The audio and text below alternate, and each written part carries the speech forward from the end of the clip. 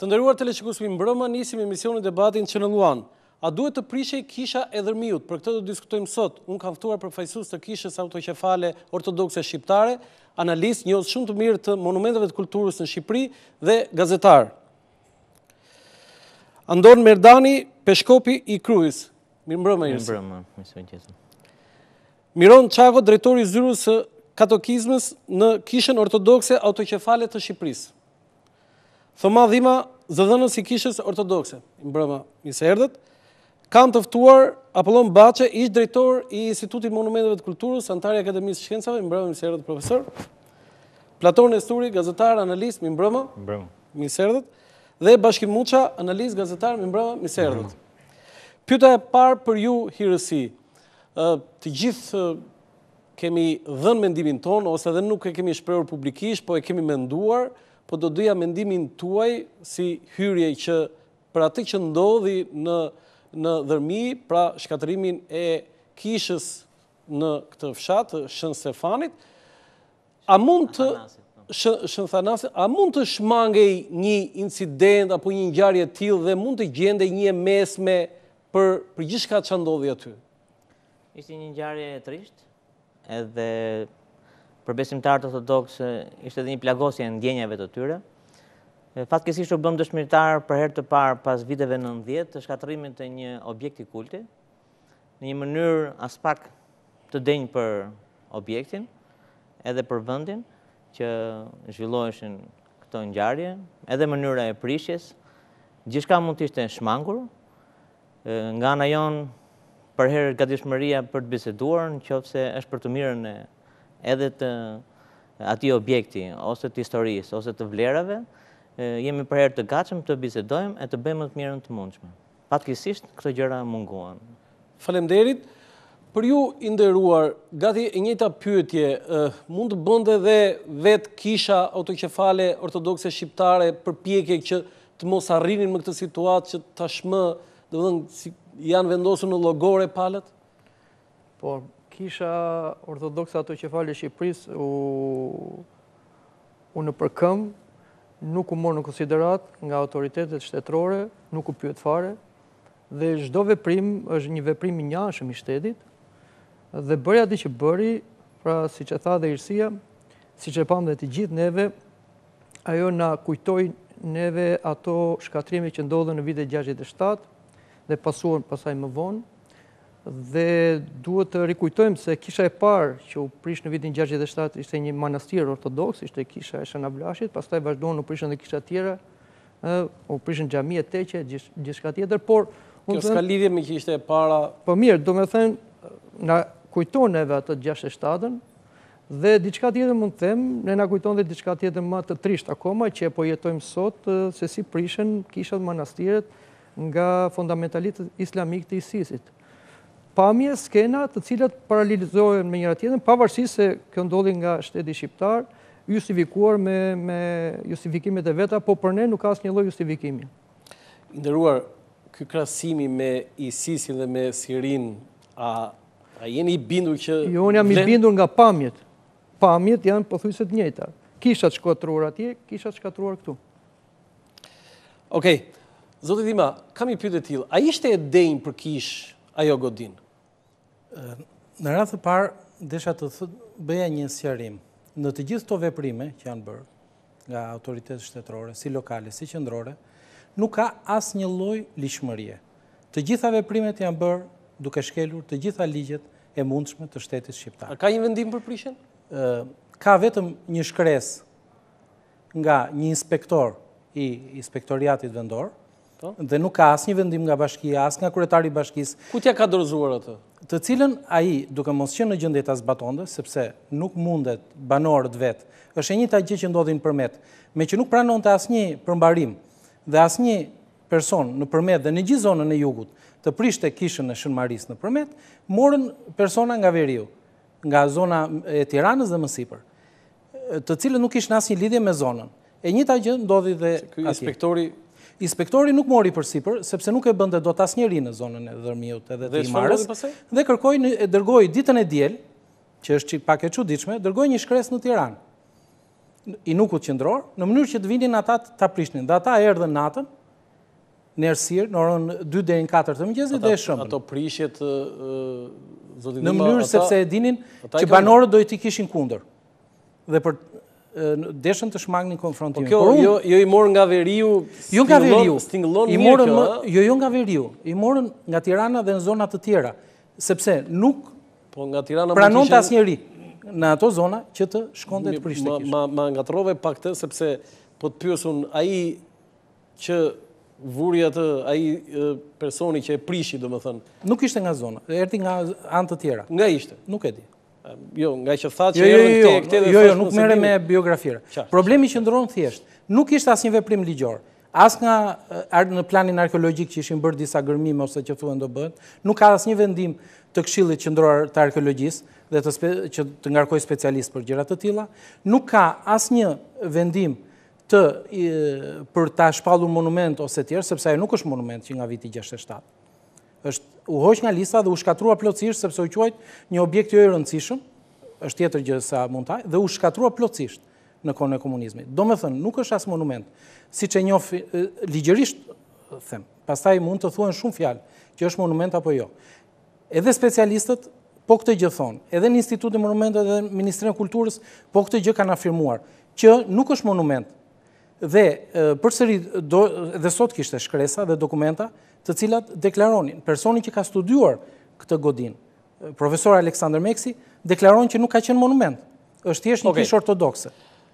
Më mirë se sa zoti Apollon Baçi që ka qenë drejtor i Institutit Monumenteve të Kulturës, por edhe një njohës shumë i mirë i monumenteve, unë besoj, do të thënë që nuk mund të ketë njëri tjetër. Profesor, cili është mendimi, opinioni juaj për gjithçka çfarë ndodhi në dërmim me kishën? Për këtë që s'ka qenë monument, s'ka qenë 72-shin është prisër, është futur në listën në kategorinë aty në ndërtime që nuk kanë vlerë monumentale, janë shkatëruar mjaft kishe dhe xhami pa vlerë të tilla. Faktikisht e mbajnë se kishë të shekullit të 16, për mua ajo është shekullit 19, do të 18-19 duhet tjetë, dhe më tepër me një model t'jo themi sicilian nga to brigjet italisë, ato janë fasadat dyse. Për këtë, unë do doja më tepër ndale se pak në reagimet e palës greke, cilat mua më kanë bërë tepër për shtypje. Do doja të ju sjellje diçka që ndoshta mund duket se anekdot, por në fakt nuk është anekdot. Merkeli, kur ka qenë në atë ndeshjen që luajti futboll Greqia me Gjermaninë, që dolën 4-2, kishte një xhaket jesile. Edhe kur vati në Greqi që t'i jepte 80 miliard borx, në mënyrë që të mos të falimentonte Greqia komplet, atëherë media shkroi këtë gjë, kjo ka vesh njëjtën xhaket jesile, e bën këtë gjë që të na postroj neve, edhe populli doli në demonstrata. Atëherë një popull i cili mendon që në bazë të drejtës bizantine ka të drejtë që ti heki ati vesi xhaketat ati që vjen të t'japi hua që ti mos falimentoset, mos vdesesh nga huria, atëherë për mua do thot mund të paresesh çdo gjë. Atëherë më habit më tepër kjo media shqiptare, me qenë se këtë deklaratën e dha arna, nuk e dha asnjëherë plot, edhe që të kuptohet pesë. Më bën përshtypje edhe fjalët e zotnis përballë, i cili përmendi prapë të xhihadistët. Aty thuhet incident i dhunshëm, i papranueshëm, i neveritshëm. Shkatërimi i vendeve të shenjta po bëhet në Afrikë nga xhihadistët, sot kjo gjë bëhet në Shqipërinë fqinjë. Presim shpjegime, me fjalë shkurt e qartë, folë xhihadist, përse i ke bërë këto gjëra që i ke bërë. Mendoj që miellim përgatim të kësaj buke, kësaj lloj buke, palës greke, ministrisë jashtme greke, ka thënë Koashi. Kisha ortodokse nuk e di sa autoqefale shqiptare. Unë shikoj të foton që përmend atu, që zot një thotë që unë shikoj dokumenta, shikoj fotot. Me të vërtet aty ka beton, janë copat e betonit që kanë dalë nga buldozeri, Edhe aty, midis aty në është edhe një ikon. Do thot, ajo bëhet është manipulimit vërtetës, megjithëse ikon nuk ka qenë aty, ajo ikon është hequr. Që andej edhe mund mes është ikona e Sën Thanasit. Edhe unë nuk di që vetë Biblia ose ato skrimet e shenjta ta përkrahin manipulimin edhe pa vërtetën. Bile ka një fjalë të tillë në atë në 10 vjetër, buzët gënjeshtare janë të neveritshëm për Zotin, thotë. Gjuha e cila përdoret është tepër e rëndë. Interesa gursese nga ana e kohasit në të që keni faqen në internetit, veprimet të tilla aventureske vënë në rrezik harmoninë fetare në vend.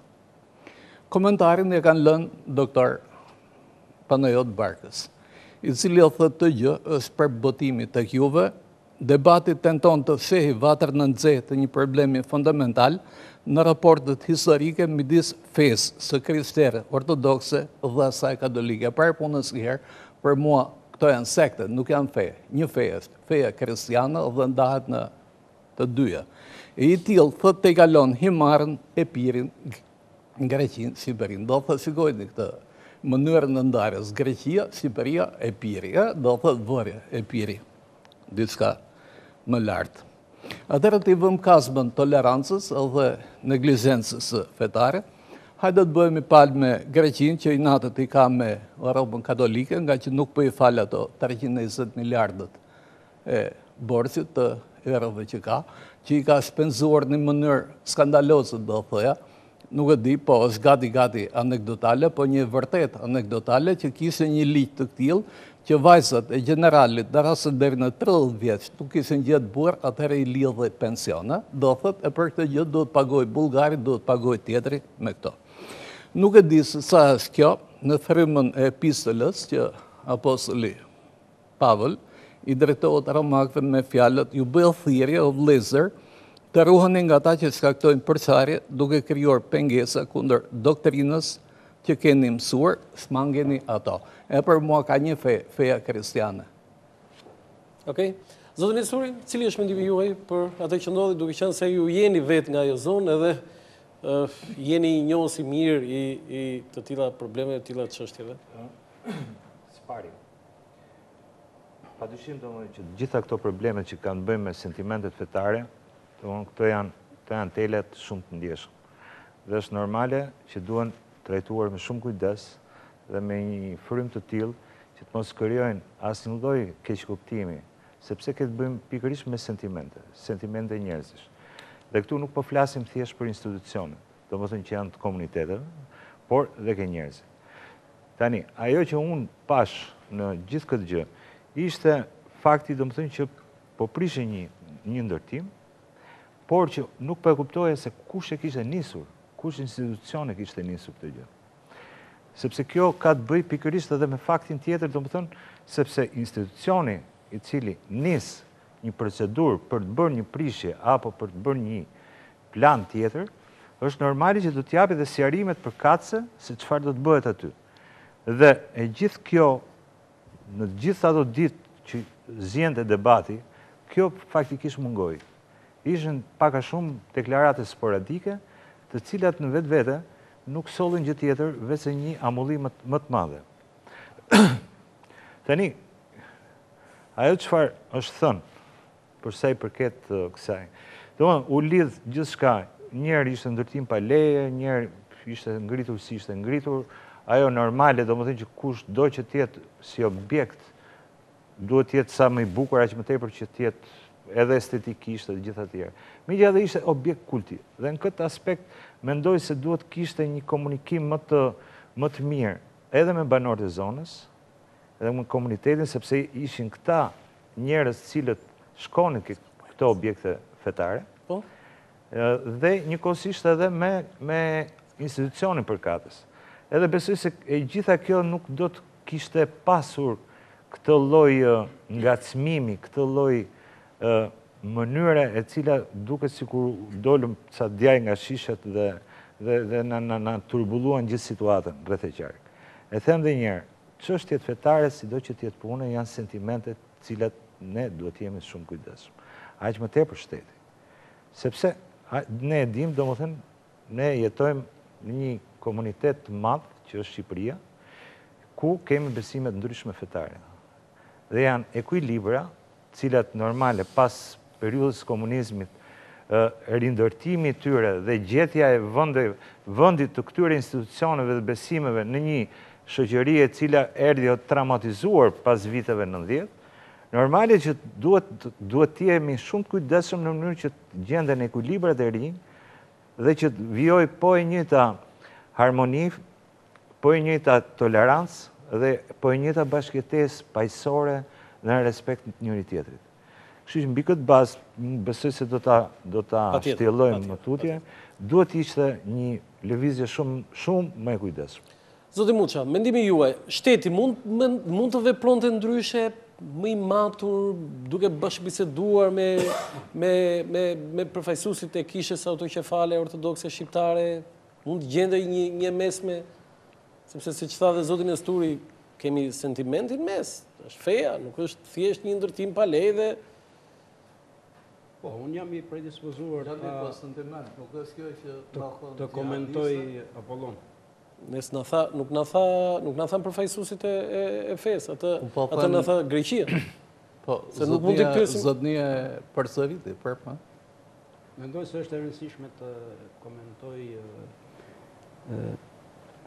prononcimet që pasuan prishjen e objektit. Po? Se sa ta trajtojmë si çështje ligjshmërie ose jo. Nëse do ta trajtojmë si çështje ligjshmërie, atëherë pala e dëmtuar do duhet vazhdonte procesin ligjor dhe që këtu gjithçka futej në llokun e vet dhe merrte fund. Mirë, problemi është se me një shprehje unë mund ta cilësoj këtë një ngjarje të instrumentalizuar politikisht nga qeveria greke. Dhe thuhet çdo e keqe e ka një të mirë. Po ta quajmë të keqe, kjo na nxori një të mirë se na dha të kuptoj se cila është e mira? E mira është për ne, për shqiptarët, sepse pam që në Greqi jo vetëm ekzistojnë qarqe ekstremiste si agimi i art, një pjesë tjetër e mirë që mendojnë se një pjesë e Shqipërisë, Vorje e Piri, është pjesë greke tjetër, por edhe qarqe zyrtare greke vazhdojnë të mendojnë për Vorje e Pirin, vazhdojnë të mendojnë se gjithë ortodoksit shqiptar janë grek, disa gjëra që janë krejtësisht e kaluar për ne. Sa i përket shtetit, duhet kuptuar se ligji është në vetvete e dhunë. Është, si thua, arrogancë në thojze. Shteti demokratik dhe i fortë bën një projekt, merr një vendim dhe nuk pyet gjithë katunin se ç'a do bëj. Unë nuk jam këtu për të komentuar detaje teknike, po ta trajtojmë si çështje ligjore, vazhdoni, shkoni në gjykat, niqni procedura dhe s'kemi pse diskutojmë.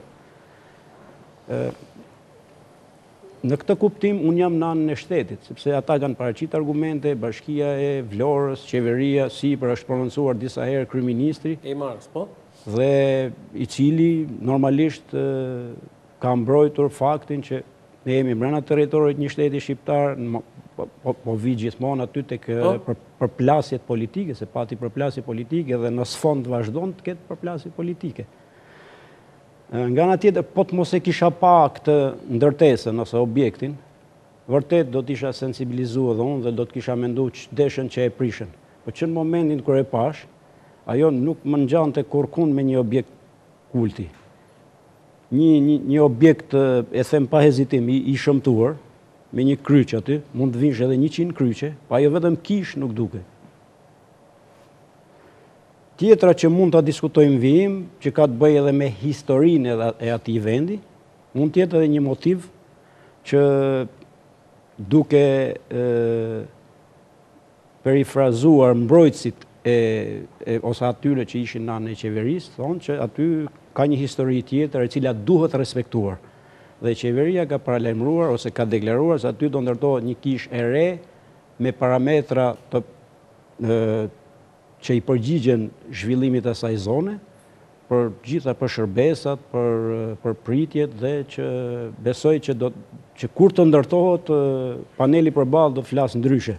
Ndërsa për sa i përket deklarimeve ekstremiste që krahason me 67 dhe me ISIS-in, në 67-ën qeveria komuniste i prishi me aksione, mori përpara çdo njeri që udhëhiqte jo kishën, po edhe xhamin, dhe ju s'do ishit këtu për të bërë deklarime publike, si që po i boni, të lira kundra qeverisë dhe të thoni çfarë doni, po do ishit tjetër kund. Kështu që këto lloj krahasimesh janë emocionale dhe nuk Okej. është mirë. Në këto momente unë ju ftoj të ndjekim një inserit që unë kam përgatitur për këtë ngjarje. Ndjekim inseritin dhe kthehemi në studio.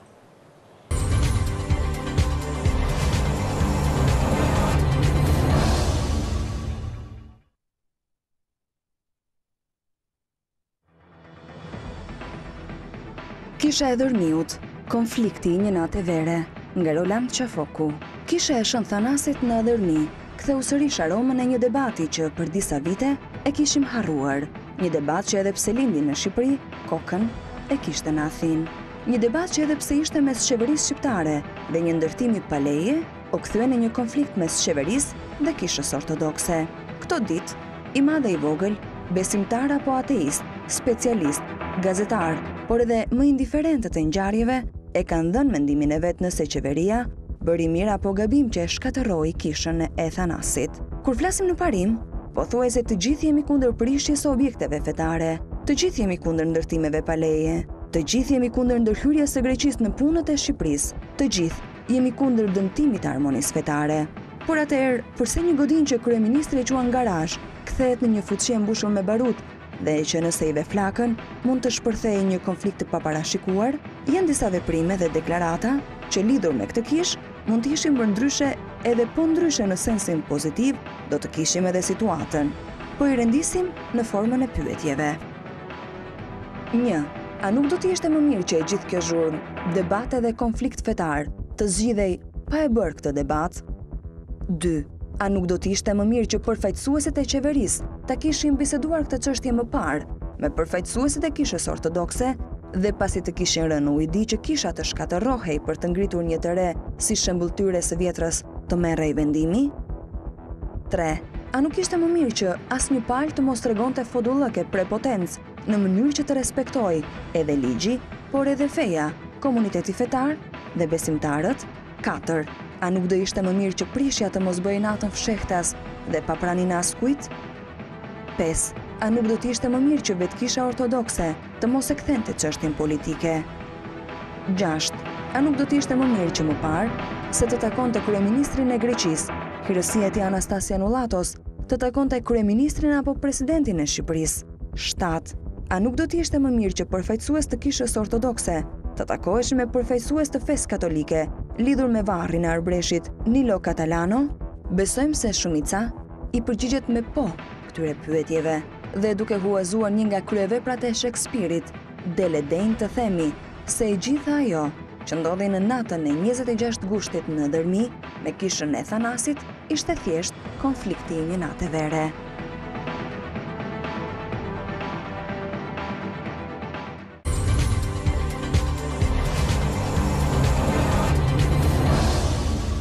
Faleminderit, kthehemi në studio.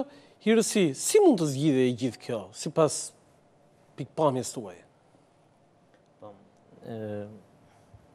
Zgjidhje ka të shumta, nëse janë vullnetet, gjen edhe zgjidhje, sigurisht. Në rastin konkret, pas gjithë këtyre informacioneve që na erdhën gradualisht në mënyrë të çuditshme ndonjëherë edhe të rastësishme, këto dëshim bërë fillimisht sigurisht me çdo person edhe palë, në këtë rast është kisha ortodokse. Si një institucion i këtij vendi, si një organizëm edhe një ndër institucionet fetare në Shqipëri, edhe si komuniteti më i madh i krishterë në Shqipëri, kisha ortodokse duhet kontaktohej në mënyrë zyrtare, edhe të bëjë qartë çfarë ishte ideja, nëse kishte një plan për rikthimin e këtij vendi ose këtij ambienti në kishën që pas ka qenë e Shën Thanasit. Meqense ka qenë ky vullnet nga ana e qeverisë, patjetër duhet bisedoj me kishën ortodokse, sepse nuk mund të merr iniciativa të tilla që të prishin kisha në mënyrë të njëanshme nga ana e shtetit shqiptar, duke filluar nga kisha modeste, siç ishte kjo, ose simbole në vende të tjera, ose kisha të përmasave të tjera. Kështu që ishte e logjikshme, çdo njeri e kupton këtë, edhe ata vetë që nxituan e kuptuan që një gjë e tillë nuk shkonte, dhe tani po hidhen fjalë dhe ide që po do ulemi palë, do bisedojmë. Pse ka tani një ide për të ulur, keni kërkesë? Po kanë filluar zërat, patjetër që do ketë kërkesë, patjetër që do ulemi bisedojmë, se ne jemi këtu për të kaluar në konflikte dhe në luftra me njëri tjetrin. Por meqense pyetja ishte se çfarë do bëhet, pikërisht kjo do ishte me logjikshme, edhe kështu duhet bëhet. Dhe në këtë rast do bisedonim çfarë do ishte më e mirë për të bërë për këtë vlerë që kishte kjo kish. Kuptohet, folëm për çështjen e se çfarë vlera kishte pasur më parë, por meqense ka dhe një histori të lidhur me të, ashtu siç ka ajo zonë, nuk është vetëm kjo kish, janë shumë kisha të tjera, janë shumë fshatra edhe zona aty që përfshin në këtë periudhë të këtyre shekujve. Cila është gjendja e tyre? 17-18. Janë në gjendje të mirë? Kishat e tjera në atë zonë? Po varet. Ka kisha për shembull që kanë vlera edhe janë të kategorisë së parë si monumente kulture. Ka dhe kisha të tjera që nuk kanë ato vlera monumentale siç po i quajnë. Sepse pak më vonë do transmetojmë një serd edhe profesori do na i tregojë se cila është gjendja reale, por në pikëveshtrimin tuaj të kishës ortodokse. Dhe nga krau tjetër ka dhe kisha të tjera që janë normale, po themi. Ka dhe kisha që janë më modeste. Do të kuptojmë që a ishte e denjë për kish kjo hirësi, sepse do të thënë ai ishte një objekt fetar dhe objekti fetar është i kishës. Por kur e shikon atë e tha dhe kolegu, do të thënë ishte i denjë për një kishë ajo godi. Ky është një debat. S'kam pa në kish në botë aty format. Ky është një debat, mund të flasim nëse do mbetemi në këtë debat, se po kalojmë nga njëri ke tjetri. Ajo do riformatohet, po kur të riformatohet, atëherë do doja t'ju kisha këtu prapë për t'ju pyet, se u bë mirë apo u bë keq. Po patjetër mund të takohemi të flasim. Dhe për të riformatuar duhet heq ajo që s'duket fare si kish. Unë kam kalu çdo vit aty dhe s'm ka ra kurrë sy për kishë, dhe sikur të kisha shkuar aty nuk do më dukej, sepse nuk dukej si kishë dhe si ishte. Mund t'ju shpjegoj, ndoshta edhe për juve që s'kuptoni. Po, nuk është se s'kuptoj unë, po s'kupton as kryeministri, as unë, as një grup i madh arkitektësh që më shtesin. Ose që nuk kuptojnë atë, realisht nuk kuptojnë. Në traditën ortodokse ka disa mënyra se si nderojnë vendet e shenjta. Në vendet e shenjta shpeshherë mund të ketë edhe një varr. Një varë, një martiri, që ka rënë duke mbrojtur besimin e tij. Po. Dhe ato shpeshherë ktheheshin në vende adhurimi. Për këtë arsye kemi edhe në Rom, janë varre të vjetra ku varroseshin njerëzit, dhe pikërisht sepse aty ishin varrosur martir, aty mbledheshin të krishterët, edhe në sipër varrit madje kryen edhe shërbesat fetare. Dhe këtu janë dhe fillimet madje. Ato blloqe betoni ishin aty. Dhe të katakombeve. Nësë ishin blloqe betoni, ishte mure, ishin dhera të gërmuara poshtë si tunele.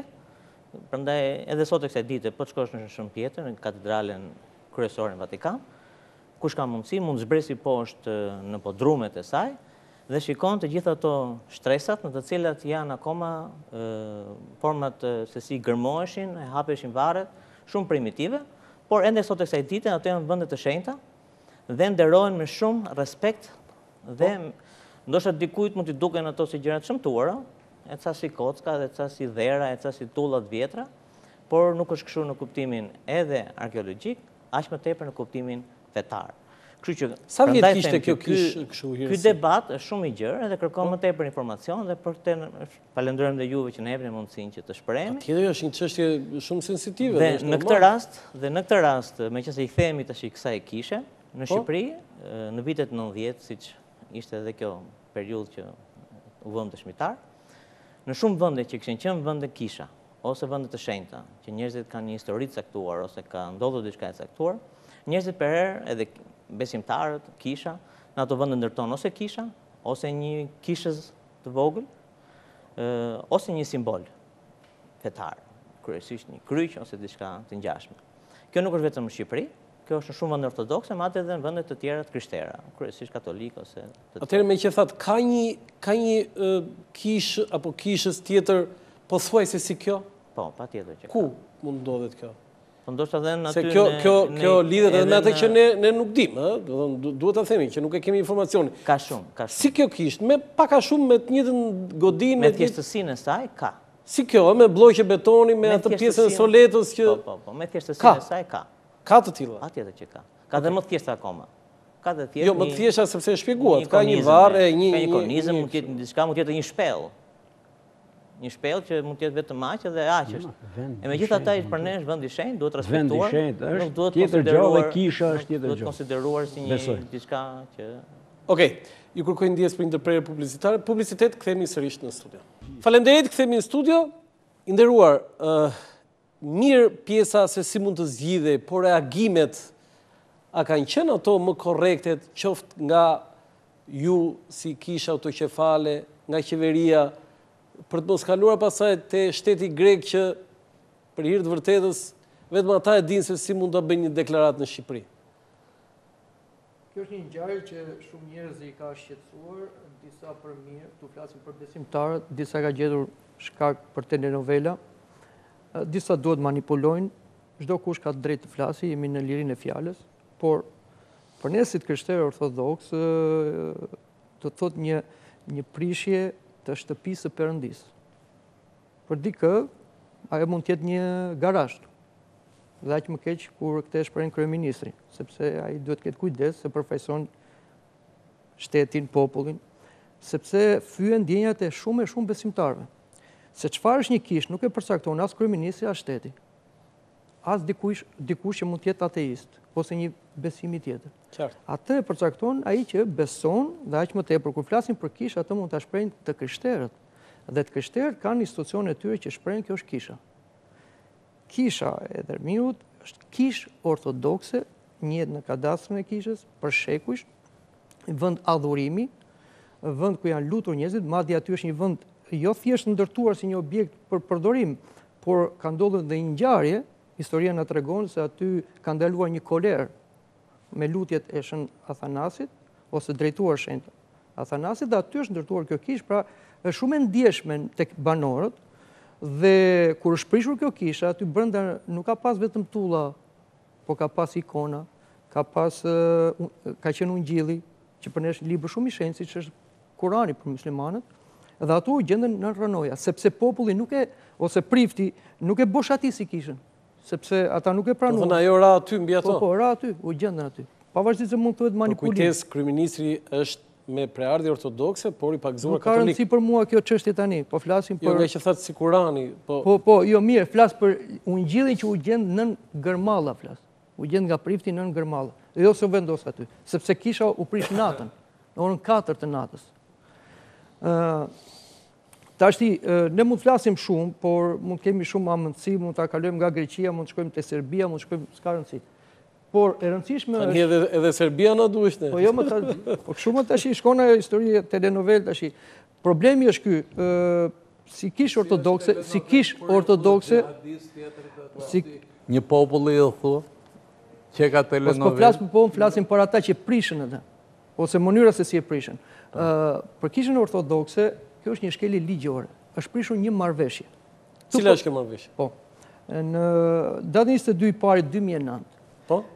Shteti shqiptar me kishën ortodokse ka një marrëveshje. Po, qeveria. Po. Është ratifikuar kjo në 29 i parë 2009 nga presidenti i Republikës Shqipërisë asaj kohe Bamir Topi. Dhe në një nga anenet e kësaj marrëveshje. Jo, ky është ligj, jo apo marrëveshje? Marrëveshje, e kthyer në ligj. Po. Do të thonë në kohën kur ishte kryeminist zoti Berisha. Po s'ka rëndësi kjo vazhdon, domethënë në kohën. Po. Shteti të garantoj, të njohë dhe të garantoj paprekshmërinë e institucioneve të kultit. Pra sa veprimtaria e tyre nuk vjen në kundërshtim me ushtrimin e lirisë së ndërgjegjës dhe të fesë, si dhe me kushtetutën e ligjit në fuqi dhe me kanonet dhe traditën e shenjtë kishës ortodokse atë qevale të Shqipërisë. Pra, shteti të njohë dhe të garantoj. Ky është ligji. Këtë ka përpara kryeministri, ka shteti, kemi dhe ne si kishë. Kjo është shkelur, sepse është bërë një ndërhyrje arbitrare nga shteti, pa pyetur të zotin e vendit. E zoti i asaj vendi është kisha ortodokse. Me gjithë besim klerik, besimtar, merr si duash ti tash. Dhe nuk ka të drejtë shteti të ndërhyjë në një objekt fetar i njojtur si kishë për kishën ortodokse pa lejen e kishës. Pra ndërhyrje në pronë. Prona është e shenjtë. Prandaj këtu në ngrimi nuk më shqetëson më fakti se çfarë mendojnë të tjerët. Më shqetëson fakti si besimtar, po flasim edhe si kishë. Këtu mërcënuar prona. Ku shteti duhet garantoj pronën dhe ku shteti ka guxim që dhe kishën që është diçka e shenjtë e cënon. Tu ka shumë pikpyetje nga mbrapa përse. Ju keni bërë reagim zyrtar i nderuar? Po reagimi zyrtar patjetër që keni bërë, ju keni Jo, zyrtar do të thënë nëpërmjet deklarata, nëpërmjet shkresave ndaj kryeministrit. Denoncim gjykat. Dëgjoj, ato janë gjëra Për kisha lokale. Këtu bim dakord. Hajde ta trajtojmë. Si e ka bërë? po para ligjërisht do trajtojmë. Ka bërë denoncim prokurori. Shkoni në gjykat, ty do më shpërblej, të do shkoj dëgjoj, qeverinë që të ka mbaroj bërë dhe prishet po. paligjë në qoftë se ka. Në marrëdhëniet e ndërfjeta mendon ndrysh. me Kishën Ortodokse ato që falë Shqipërisë, shteti përfaqësohet nga Komiteti Shtetëror për Kultet. Kisha bashkëpunon me komitetin për mundësinë dhe realizimin e një komunikimi aktiv me organet dhe institucionet shtetërore. As nga Komiteti Shtetëror i Kulteve nuk kemi diçka zyrtare që ka ardhur Kishës nga shteti, sepse këto në këtë mënyrë funksionon shteti. Jo me veprimet se dua unë. Kush? Çdo me thënë kjo. Ne jemi shtet demokratik. Nuk jemi shtet autokratik, bëj unë siç dua unë. Pra shteti duhet vepronte me të gjitha ato mjetet dhe mënyra që ka marrëveshja. Këtu është shkelur marrëveshja. Flasim sa duash ne vetë. Dhe këtu nuk kemi madje në një prezantim zyrtar të drejtorit ose të kryetarit të Komitetit Shtetëror, tha, ai shteti ka vepruar ligjërisht, se e prishi atë. Dhe Kisha tha nuk ka bërë një prononcim zyrtar. Pa kuptim kjo. Do të thënë si ka vepruar shteti normalisht ku nuk ka asnjë lloj letre, asnjë lloj kërkese, asnjë lloj dialogu. Çfarë do bëjmë me këtë? Çfarë do bëjmë? Prandaj është ajo ndjeshmëria jonë. Dhe prandaj themi ne se u veprosin 67-ën, sepse kështu nuk u pyet Kisha në 67-ën.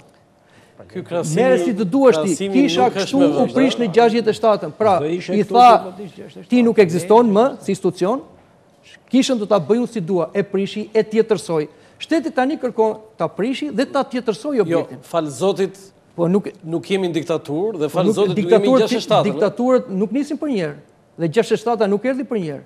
Ishte nga 44, 45 dhe në 67-ën. Ishin shumë vite që erdhen. Shumë vite që erdhen. Të priftërinë ta mbaroj edhe pas. Dhe ky është problemi, se këtu ka një shkelje ligjore të marrëveshjes dhe shteti, jo vetëm që prishi objektin, duke mos respektuar institucionin, duke mos respektuar besimtarët, atë popull që dim dhe është një popull në një moshë të tyre, që me kontributin e tyre modest e ndërtuan atë kish, e nderonin atë kish, dhe shteti jo vetëm e prishi, duke mos i pyetur fare për respekt, madje atje janë bërë disa ndryrje të fshehta, nuk e dini se si është prishur kisha? Nuk është prish për njerë. U qua një lloj lajmi, dini sepse është ndërtim pa leje. Kur populli nuk pranoi, u dërguan disa njerëz të pa autorizuar, që vajten e morën kishën zvarr me kavull dhe gati edhe aty ka përpara kapsuar aksident dhe prifti. Ku ka ndodhur kjo? Po ka ndodhur përpara se të prishte kisha. Sa ditë përpara? 2 ditë, nuk e mbaj mend. Duhet të shikojmë kronikat se janë të gjitha dhe prifti vet ka denoncuar këtë veprim dhe kjo prish natën, ku njerëzit ishin gjumë. Pas një lloje, si them, dialogu. Madje kur janë çuar 3 klerik nga Mitropolia e Gjirokastës për të biseduar me kryetarin e bashkisë, nuk i ka pritur fare. Pa u prishur kisha. Atëherë çfarë themi këtu? Domethënë si vepron ky shtet? Po mirë përfaqësuesit doni të takonin zoti Dhima kryetari i bashkisë. Një saksim. Po. Në nenin 21 të marrëveshjes me shtetin. Por ka një nen që është më i rëndësishëm base. Thotë, ndërtesat dhe objektet që shërbejnë për kryen e ceremonive fetare konsiderojnë të shenjta nga Kisha Ortodokse aty e Shqipërisë. Ndërhyrja e autoriteteve shtetërore në to është e ndaluar. Thotë marrëveshja që është ligji i shtetit shqiptar. Vetëm në raste kur ka vendim nga gjykata, nga prokuroria. Domethënë, është shumë e qartë, në objektet fetare, ku kryen rite fetare, mund të ndërhyet vetëm në rast se ka një urdhër nga gjykata dhe në raste të veçanta. Dhe garant për këtë është shteti. Shtetin, autoritetet shtetërore s'kan drejt. Tani nuk futemi te pjesa e shtetit. Zoti Dhima. Futemi te prona. Këtu kemi një pronë, që është e Kishës. E dokumentuar që në fillimet e shtetit shqiptar, në arkivin qendror të shtetit, ekzistojnë dokumentat që njihet si pronë e Kishës Ortodokse. Pra, kemi dy gjëra. Është një pronë, e cila nuk është monument kulture, dhe pas një vendim, është marrë një vendim në shkelje me marrëveshjen dhe me ligjet e shtetit. Kjo është thelbi i çështjes. Pastaj të tjera, sa për ata anën politike, kisha në Shqipëri ekziston Kisha Ortodokse autoqefale e Shqipërisë. Pjesët të cilës janë të gjithë besimtarët ortodoks të Shqipërisë. Dhe në Dhërmi është dëmtuar një kishë ortodokse dhe janë prekur ndjenjat e këtyre besimtarëve. Pyetja ime është, ju jeni zëdhënësi i kishës dhe unë për bashkëpunimin të falenderoj, sepse kemi një komunikim dhe e vlerësoj shumë këtë ju që bëni. Po pyetja ime është, hirësia e tij Janullatos, a nuk do ishte më korrekte dhe më mirë takonte presidentin apo kryeministrin e Shqipërisë? Kjo gjë është sqaruar tashmë. Kryepeshkopi ndodhej jashtë shtetit. Ta mbaroj pyetjen. Por takon kryeministrin e Greqisë dhe ne kemi të drejtë që edhe me atë që dim dhe me atë që kuptojmë të themi, po kjo kisha edhe me të fjalëshin autoqefale, është e Shqipërisë, a ka pjesë dhe Greqia? Kryepeshkopi është takuar me të gjitha autoritetet shqiptare në të gjitha raste, në shumë raste. Në këtë moment, Kryepeshkopi ndodhej një sekond, jo, në atë moment, Kryepeshkopi ndodhej jashtë shtetit, për arsye pune. Dhe ndodhej që, dhe pati atë takim i cili ishte i planifikuar. Dhe nuk pati në të, si që është botuar, si që është e njohur, është edhe në shtyp, edhe me video në online mund të gjeni, nuk pati asnjë ankesë dhe asnjë diskutim për çështjen e Dhërmiut. Nuk është diskutuar fare? Nuk është diskutuar për çështjen e Dhërmiut. Është diskutuar për çështje të tjera. Dhe përmbajtjen e asaj bisede e keni në internet. Është hedhur disa herë, është edhe greqisht dhe shqip mund të gjendë. Jo, koincidoi zoti Dhima pikërisht ato ditë kur ishte i ndezur. Sepse u tha që Kryepeshkopi shkoi në Greqi. Kryepeshkopi ndodhej jashtë shtetit në atë kohë. Dhe ishte një diçka e planifikuar që nuk ishte lidhur. Në këtë kam një pyetje direkte personalisht për ju. Si e përcëllot ju deklaratën e qeverisë greke, Ministrisë së Jashtme, lidhur me këtë ngjarje? Unë nuk merrem me komentin, duke qenë përfaqësues i kishës, unë merrem vetëm me çështjet kishtare. Nuk futem në çështje politike të cilat nuk më takojnë të përgjigjem. Po jo, domethënë, është tjetër gjë. Pse nuk ndërhyn shteti amerikan? Pse nuk bën shteti amerikan një deklaratë apo shteti anglez apo gjerman? Jo, një sekond. Për një incident të tillë. Gjermania fjala vjen. Po. Meqense folur shpesh për këtë, mirë sqarojmë disa gjëra. Sqarimi është në këtë kuptim. Ne me të vërtetë mund të kemi atë sensibilitetin si shtet dhe nga gjithë ato që shpeshherë komentohen e bën, që nëse ka një koment nga shteti grek ose qeveria greke ose nëse dikush nga Greqia, siç është rasti një kleriku në Greqi dhe menjëherë lajmi kryesor në Shqipëri është kisha greke. S'është as pak e vërtetë që kisha greke është një klerik, jo, nuk thash për ju. Thash si u komentuan në media tona ose si komentohet. Ishte deklaratë zyrtare e Ministrisë së Jashtme.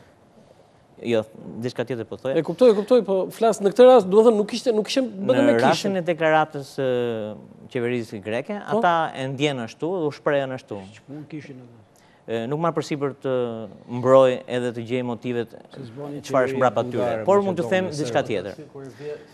Meqense flitet për ndjeshmëritë, nuk janë politik. Edhe ndjeshmëritë tona janë më të larta kur flet për shembull shteti grek. Atëherë unë do të them një e di pse e bëj këtë pyetje?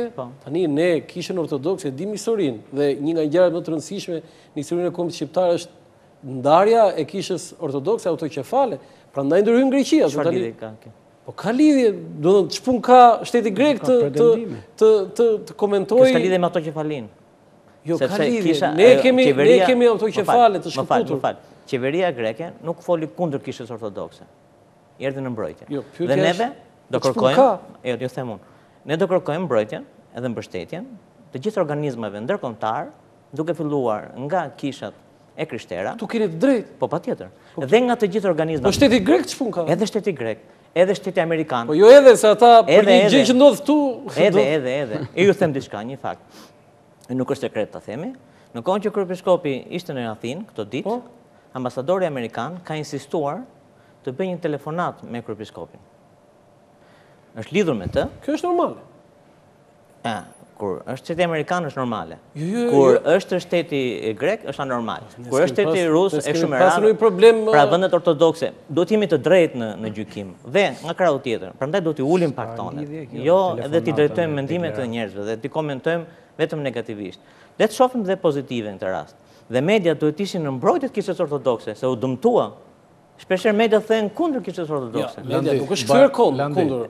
Ta mbaroj pak. Do thot deri tash jemi komplet, do thot që flet. Profesor, nëse mundesh 1 minutë ta mbaroj këtë që po thoj. Do thot jo se ka do thot që 2-3 të emisionet i gati ke kaluar duke sqaruar me këtë. Dhe ndërkohë që bën këtë telefonat me kryepiskopin për këtë çështje, i njofton që ka pasur ambasadori amerikan takim zyrtar me ministrin Klosi dhe me kryeministrin për këtë çështje.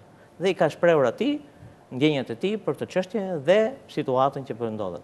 Gjithashtu, në momentin që kryepiskopi po kthehet, është interesuar për të pasur një takim me këtë. Gjithashtu, shteti amerikan çdo vit, qeveria amerikane, departamenti amerikan i shtetit bën një raport të hollësishëm të drejtave fetare në Shqipëri. Ku evidentohen të gjitha fenomenet. S'ka pas asnjë problem. S'ka pas problem, se keni lexuar mirë. Jo, e kam lexuar me aq probleme, domethënë po themi të karakter. Se keni lexuar mirë. Sepse për faktën për çështjet e kishës ortodokse, ka disa probleme. Për nënshtësinë e kryepiskopit që nuk është dhënë, për çështjen e kishës në përmet. Do shtohet tani edhe kjo kishë tjetër. Dhe këto janë sinjale negative për vendin tonë, nuk janë pozitive. Nëse do t'i marrim seriozisht, nëse do të komentojmë me euforinë ose me neglizhencën e atyre, ne mendojmë që nuk është e drejtë. Pyetjet e mia nuk janë pyetje që futen në këtë, janë pyetje normale që i bën njerëzit. Nuk ka lidhje me juve. Nuk e përgjigjem juve, përgjigjem pyetjes. Ne kemi ardhur si spektator. Profesor, do të dëgjojmë gjatë tërë kohës. Ke tërkohën dhe minutazhin e dur, mua më duhet që tu merrja mendimin dhe atë që Dakor, po do thotë asnjë gjë që këtu kemi të bëjmë, unë skuptoj një herë ky problem trajtohet si natyra dritës që është e valore dhe korpuskulare. Herë trajtohet si një proces do thot në lidhje me përnat, herë trajtohet si një proces që ka të bëjë do thot me atë sindarinë e kisës së këto. I nuku, për mua do thot që ka ndërhyrë aty, i nuk është markë, si mund të jetë T-34, T-54, T-84 që janë tanket aty. Ne ka logjikën edhe dhimbësurinë e një tanksit, dhe themi, shtypsusën, sëmë atë spinat i fugarajt që është. Mëse shtypsusën nuk sëmbët e spia fugarajt, shtypsusën sëmbët kjo kisa atje. Po, do thoja dhe këtë gjë, përse kjo kisa nuk ndje fare në të momentet do thë që do spita aty në fugarajve, se këta ropë të zotët janë në pëja, edhe kisa është që të përfajsoj dhimbjet edhe vojtet e njeriut. Në ato momente që i nuk do thot bënde kërdine, sëmë të ata flini njerës në majtë gurve, nuk ndje fare. Do thot, unë shikoj një loj që kisa fillon edhe merë gjira, të jo themi, në momentet që preken interesët e saj. Këtu diskutohet, do thot, tamam në lidhje me paronën, diskutohet si kur jemi në një biznes, si kur jemi, do thot, kemi përbal njerës që përfajsojnë një sekni private. Në ndryshim nga Apolloni, unë da kisha trajtu këtë çështje në planin ligjor, prishje një objekti, tani ishte apo jo e ligjshme, dakord, kur prishet një objekt, ose bëhet një ndërhyrje e tillë, palët në konflikt, zbatojnë procedurat ligjore, jam i plotësisht dakord, ose do me thënë nuk e di marrëveshje apo ligj çfarë ishte, por i besoj plotësisht asaj çfarë është shkruar aty.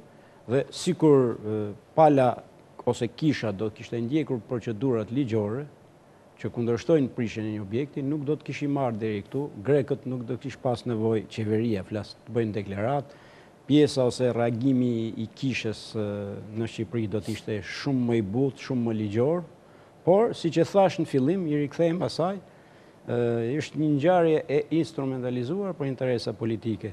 Dhe kjo është pjesa më e rëndësishme që ne duhet të diskutojmë. Që duhet kryepiskopit të shkojë të takoj kryeministin e Greqisë, ndërkohë se siç e thatë ju, jam i një me ju, që duhet të takonte kryeministin e Shqipërisë, që aktori kryesor ose mbrojtësi kryesor i këtij veprimi që ai normalisht e quan ligjor, sepse administrata e tij e ka ndërmarrë.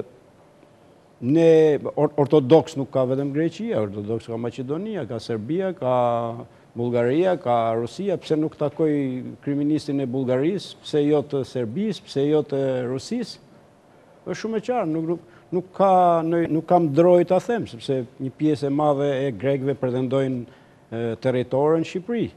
Pretendojnë se e përsërisë është ajo e postulati i një prej përfaqësuesve të tyre në emigracion, që gjithë shqiptarët ortodoks janë grek. këtu është luftë kjo. Nuk e di zotria që përjardhje ka, dhe më thënë, shqiptare, apo nacionaliteti, po them, greke, po kjo është një sensibilitet shumë i madhë, është çështja më e... Zotria është...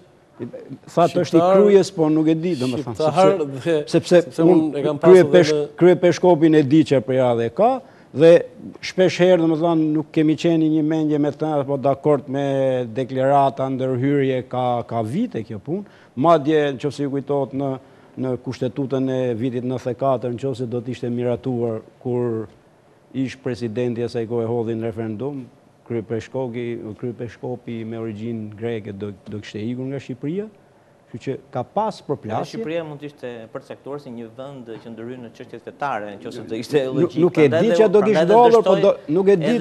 Jo, ideja nuk është për ta diskutuar, po them që ka pas sensibilitete dhe përplasje të tilla ka herë dhe besoj që edhe do ketë. Dhe këtu është ajo që i thonë, këtu fle lepuri. Reagimi i qeverisë greke ishte ndërhyrje në punët e brendshme, jo ndërhyrje e fortë për një çështje shumë sensitive. Dhe mendoj se më sensitive se sa çështja e prishjes një objekti kulti që unë e cilësova se si ishte, është çështja e përplasjeve politike ndërmjet qarqeve ekstreme në Greqi dhe normalisht Shqipërisë. Kam përshtypjen sikur në herë devion bisedë. Bësha përshtypje ime, varet edhe kolegës se si e komentojnë. Na e sill Plator në Ulluk? Jo, në aspektin e parë. Po diskutojmë për çështjen e kishës së Dërmiut. Aspekti ligjor, u bë mirë, u bë keq, sensibilitetet që pati kjo, rruga që duhet t'ishte ndjekur, por njëkohësisht edhe mënyrat e zgjidhjes. Dhe për mua kjo duhet jetë në një farë mënyrë dhe objekti qendror, dhe më dhënë në mënyrë të tillë që asnjëherë të mos ketë probleme që të ndezin këto pakënaqësitë apo konfliktet fetare etj. Dhe kjo është më e parë. Për sa i përket pjesës tjetër, domethënë çështjeve, deklaratave ndryshme të një shteti apo një këtu, unë realisht nuk kam marrë këtu dhe nuk kam se si t'u drejtohem, nëse kam për të thënë gjë vet, është tjetër gjë. Nëse do ta trajtonim këtë gjë në aspektin e një analize, do më thënë, politike, apo lidhur me sensin e rajonit e tjerë, besoj se duhet ishin aktorë tjerë me cilët duhet të diskutonim. Në qoftë se unë kam parasysh përpara, do më thënë, se kemi të bëjmë me përfaqësues një kishës autoqefale, unë nuk kam se diskutoj me ta lidhur me këto lloj deklaratësh. Pavarësisht se kush janë. Edhe pavarësisht se kush janë, edhe opinionet e mia lidhur me to. Nuk besoj se cilët janë opinionet e tua? Kemi një palë. Kjo është çështje kryesore në ato. Ky quhet se një aksident që ndodhi që nuk duhet të ndodhë gjë tjetër. Ky është pak ashtu mendimi, kurse këtu është një gjë e tillë që Apollon, nuk të dëgjova fare asnjë gjykim, asnjë mendim tëndin se çfarë ishte ky veprim. Ishte mirë, ishte keq apo jo? Që në fillim të kësaj që po diskuton lidhur vetëm me deklarata që kanë të bëjnë me jashtë objektit të kësaj gjë. Qofse kështu, urdo ma shpjego ti qëndrimin tënd dhe pastaj flasim. Po jo, ti po më komenton mua dhe un kam drejt komentoj ty. Edhe po më ndërhyn mua. Jo, atëherë më lër. Kur fole nuk të parë. Unë nuk kam mbaruar akoma. Po, më hyrën në pjesën time. Po jo, më ndërhyrë ti mua. Jo, mërë. Okej. Ndërhyrë ti mua, unë ishe duke folur dhe ti. Kaq. Mua më vjen mirë fakti tjetër. Do të thënë që pak a shumë u prek këtu dhe është fakti domethënë që kanë nisur kontaktet e shtetit shqiptar me kishën autoqefale lidhur me rregullimin e kësaj çështje. Dhe për mua është pjesë shumë e rëndësishme. Unë e pash si mesazh këtë gjë edhe me deklaratën dhe me vajtin që bëri vet ministri Klosi, që vajtin Dërmi bashkë me kryetarin e bashkisë Himarës, dhe ishte një lloj mënyre për të rikuperuar dhe për të vendosur kontaktet. Do të ishte një lloj pranim gabimi? Këto janë çështje të cilat do t'i diskutojnë ata vetë. Faktikisht, unë janë ngritur disa dyshime për mënyrën, sepse unë e thash që në fillim, ne ende nuk e kemi të qartë faktin se kush institucion e nisi këtë gjë. Dhe, aq më tepër, e thash, duhet jemi shumë transparent dhe të qartë kur kemi të bëjmë me sensibilitetet fetare. Çfarë thënë institucion, si pjesë institucion, më vëlla, kush e ka nisur? Ja, po e tha zoti Dhima. Jo, nuk një inspektori i Nuvit. Po nuk është institucioni. Po kjo është pjesa e dukshme. Po jo. Po mund t'ju them. Më fali sekondë. Për shembull që zoti Apolloni di shumë mirë. Nuk ka bën ngërmime në atë. Prandaj po them që prandaj po them që futen ulli e emisionit të arkeologjisë. Pse nuk e bën objekt ligjor? Pse nuk e hidhni në gjyq? S'është punë objekti ligjor. Jo, po është punë objekt, është pronë e juaj. Ndërtim pa leje. Është ndërtim pa leje. Ka një shkresë që është ndërtim pa leje. Po nuk ka pra thot pra. Po prit për më fali sekondë. Po pra nuk ka thot. Ka apo s'ka? Po nuk ka asnjë nuk ka, sa e shpjegoj, nuk ka pasur asnjë. Jo, shpjegoj. Ma kam drejt ta bëj këtë pyetje kush e ka. Jo, ke drejt, po të bëj pyetjen tjetër, nuk ka shkresë që ndërtim pa leje, sepse s'ka shkresë që është ndërtim me leje. Kështu që ai thotë mbierë lejen ti se ke. Më fal pak. Po si jo, qendrimi zyrtarisht mund të flas apo ky? Po nuk është shumë. Mund të flas? Patjetër. Po, atëherë do thotë qendrimi i zotnisë është ky i tillë që këtu kemi të bëjmë do thotë me një aksident, me gjë që nuk duhet ndodhë, po ja që ndodhë, ja? Hajde do thotë bëjmë diçka që kjo të mos përsëritet më. Dakor? Jo, ti vazhdo tonë, mos më komento mua se çfarë bëjmë. Nuk po të komentoj, absolutisht fare.